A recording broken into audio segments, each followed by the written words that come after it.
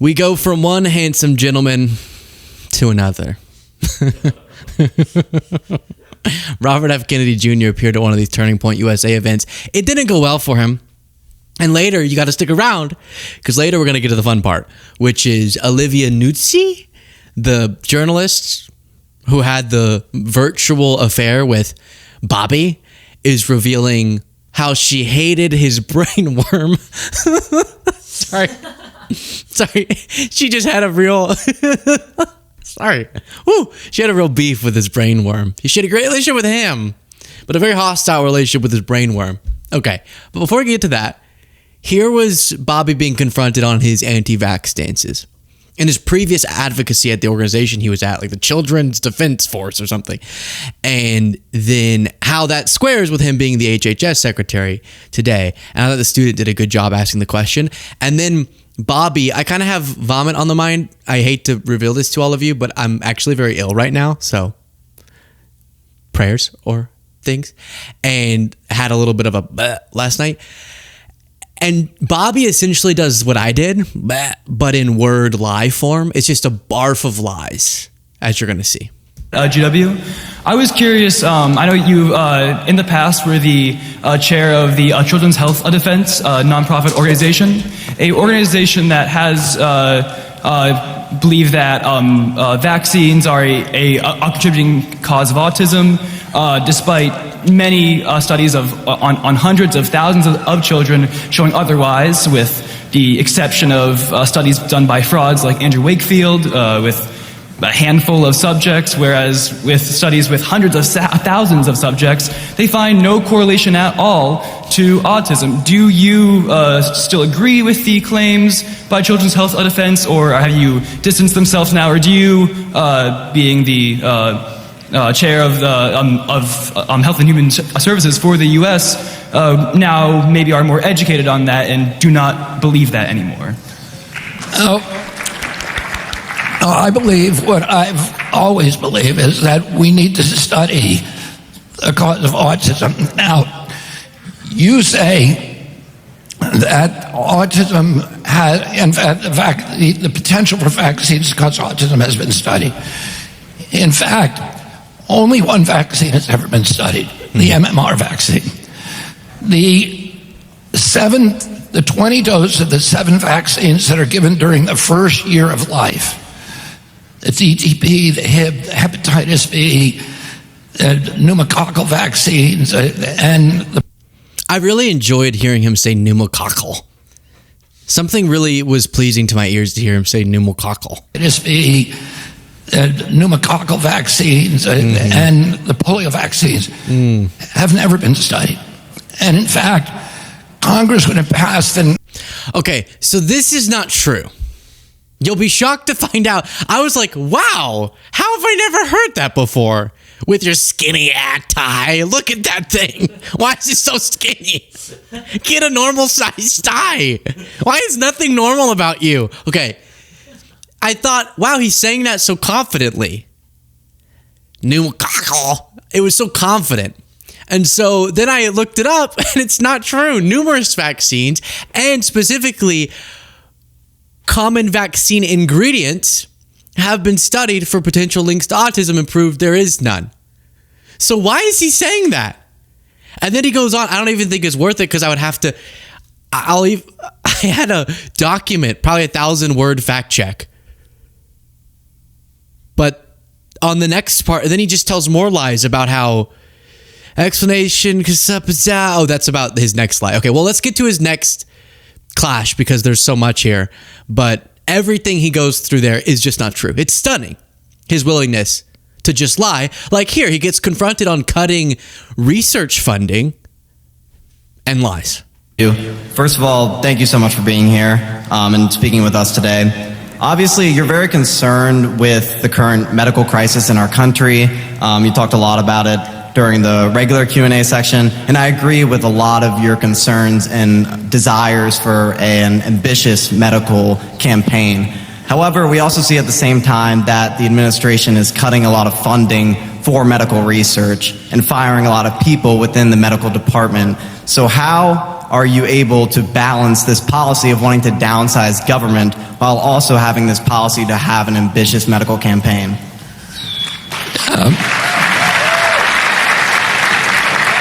While you hear this next answer, please do, if you appreciate this show, click the subscribe button. The best part, the best is yet to come in this segment with the Olivia Nuzzi update.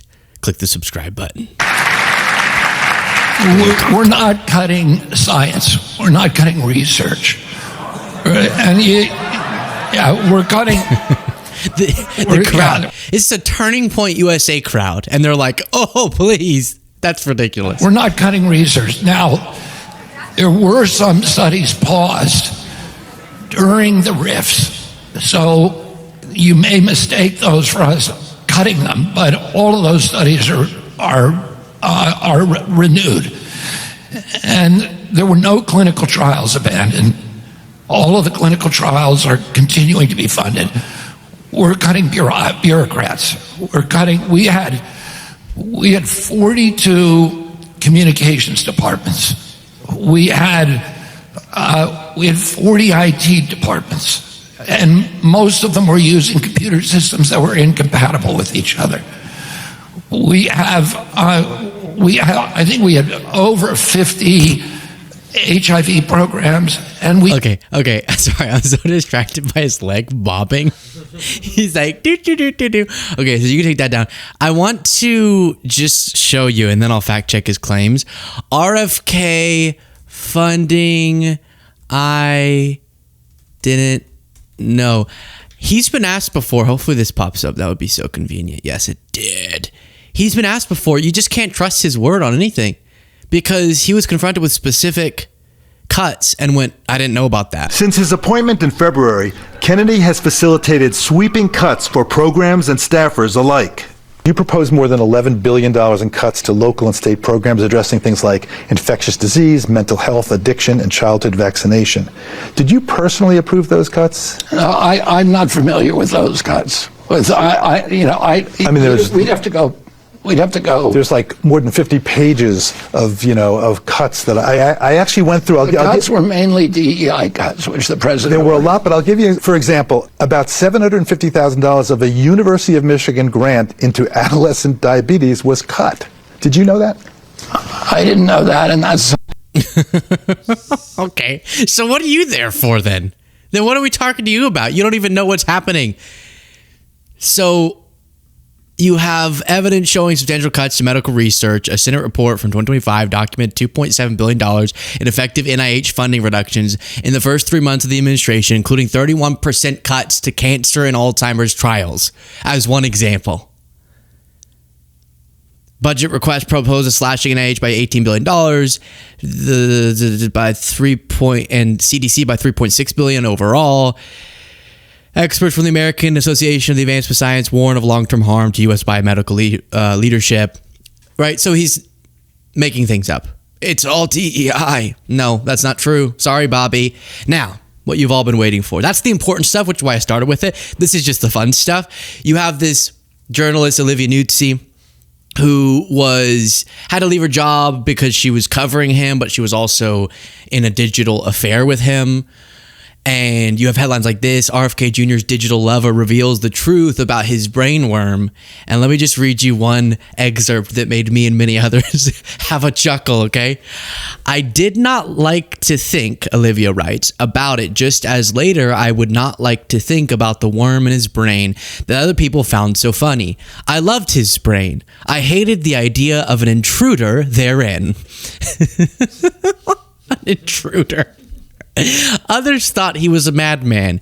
He was not quite mad the way they thought, but I loved the private ways that he was mad. I loved that he was insatiable in all ways, as if he would swallow up the whole world just to know better if he could. He made me laugh, but I winced when he joked about the worm. Baby, don't worry, he said. It's not a worm. A doctor he trusted had reviewed the scans of his brain obtained by the New York Times, he said, and concluded that the shadowy figure was likely not a parasite at all. He sighed. It was too late to interfere with what had already vaulted from the sphere of meme to the sphere of screwy legend, but at least I did not have to worry about the worm that was not a worm in his brain.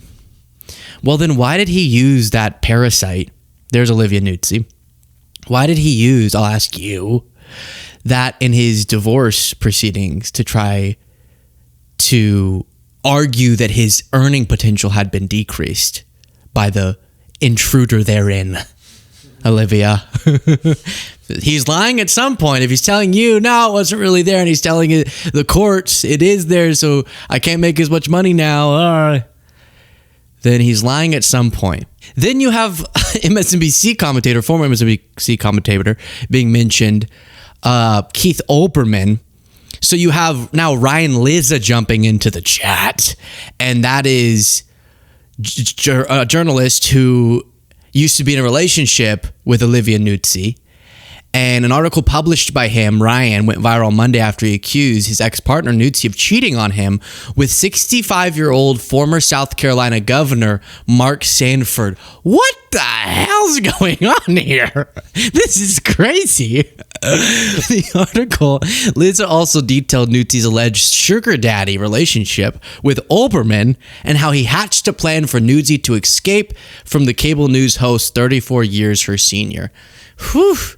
By this point, I was used to cleaning up Olivia's messes. Not that long ago, I had helped her untangle herself from an unusual relationship with Keith Olbermann. She had messaged him out of the blue.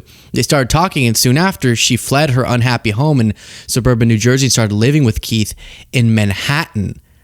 Olbermann paid for her to attend college. How old was she? What? Outfitted her Tom Ford, and I don't even know what those words mean, Harvey Lager dresses, and some $15,000 worth of Cartier jewelry, was paying for her rent. And Keith, 34 years older, was generous. There were strings attached. Olivia had concealed the relationship from me and other friends, but one day she told me everything, too much actually, and together we hatched a plan for her escape. This is really frightening stuff. Reads like a thriller. So that sounds like it could have been a really toxic and harmful relationship with Olbermann. With Robert, it sounds like they were just cheating, which is bad. But she wasn't stuck in the relationship, and she really loved his brain, despite the intruders. And so it leads you to think, like, I don't know, Robert's kind of a quirky guy. Do we all agree? He's a little quirky, if nothing else. I started doing heroin when I went to the top of my class. Yeah. Not many people say stuff like that. But if you're a gentleman out there, you might be thinking, why can Bobby get like 100 women and I can't get one? Well, billionaire Bill Ackman weighed in on how young men who are struggling to meet ladies could have better luck, and said, I hear from many young men that they find it difficult to meet young women in a public setting. In other words, the online culture has destroyed the ability to spontaneously meet strangers. True. As such, I thought I would share a few words that I used in my youth to meet someone that I found compelling. I would ask, quote unquote, may I meet you? Before engaging further in a conversation. I almost never got a no. And so what it seems to be is that his suggestion is you walk up, picture you're at a bar, okay? You walk up to a lady, and instead of just saying, hi, nice to meet you, because you're meeting them, you say, may I meet you?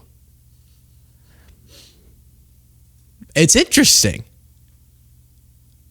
May I meet you? There's something so then you had this going very viral, Fox News covering it. Now, I think Bill Ackman's opening line there is so incredibly awkward that it's going to become very popular and will end up working in young men's favor because when they say it, they're almost acknowledging that it's a bad pickup line. It's like I'm wearing a Tennessee jacket right now, Will, because I'm rooting for Tennessee to finally beat Florida in Gainesville for the first time since 2003. But you probably remember this line from back when you and I were single, and certainly I heard it all the time because of where I was from. Walk up to a girl and say, are you from Tennessee? And when she says no, if she's in somewhere other but different part of the country, your response is, because you're the only 10 I see. Now, it's a ridiculous line, but ultimately you've got to break the Are you from Tennessee?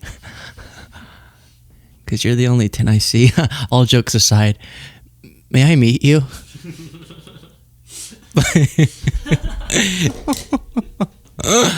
Okay.